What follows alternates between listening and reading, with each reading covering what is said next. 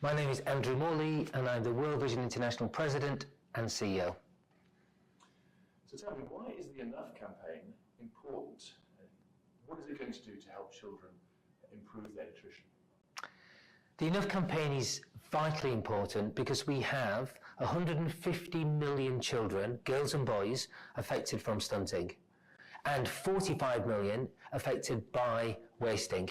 These numbers are just massive, so they're calling out for us to make a difference in their lives. And what do you think the strength of World Vision is in terms of its global reach and its deep reach into communities? World Vision operates in 100 countries across the world. Our reach is unparalleled. We have 33,000 staff, we have 100,000 volunteers, and we work with over 200,000 community health workers. So our reach is just huge. But not only do we have the broad reach, we've been in lots of places that we work for many years. We have a commitment to stay with communities, to work with them, to help them work themselves out of poverty. Have you met someone who's struggling with issues of nutrition while you've been travelling? I've met a number of people who've been struggling with nutrition as I've been travelling. The one that really springs to mind is a girl called Elizabeth. She was in East Africa and she stopped me as I was visiting a local community, and she asked me if she could tell me her story. And she said, "I want to be a doctor." And she was very bright, she was 15 years old, and she said, "But I'm about to be married to a very old man."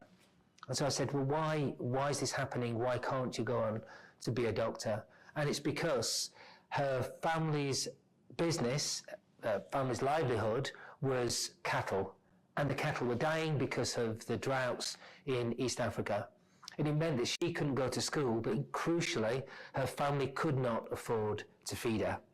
So the only option the father had and the mother had was to hand her out for early childhood marriage, and they then would have received a dowry, a lobola they called it, of 6 cattle.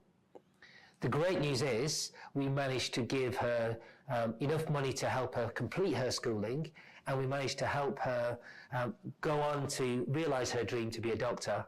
But what really struck me about that interaction, her father, Moses, came to me and he said, "I heard you've been talking to Elizabeth." And I said, "Yes.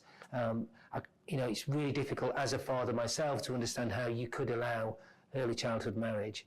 And he told me, he pointed his finger straight at my face, said something I'll never forget.